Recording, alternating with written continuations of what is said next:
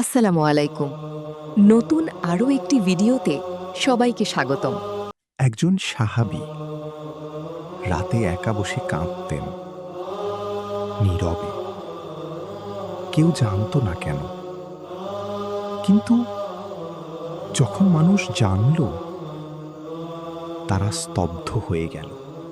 গভীর রাত, চারদিকে নীরবতা, সবাই ঘুমিয়ে আছে, কিন্তু একজন মানুষ জেগে আছেন। তিনি একা বসে আছেন, চোখ দিয়ে অশ্রু ঝরছে। কেউ দেখছে না, কেউ জানছে না। তিনি ছিলেন আব্দুল্লাহ ইবনে উমর রাদিয়াল্লাহু আনহু, একজন মহান সাহাবী। মানুষ অবাক হয়ে জিজ্ঞেস করল, আপনি কেন কাঁদছেন? আপনার তো সব কিছু আছে। তিনি বললেন, আমি কাঁদি কারণ আমি ভয় পাই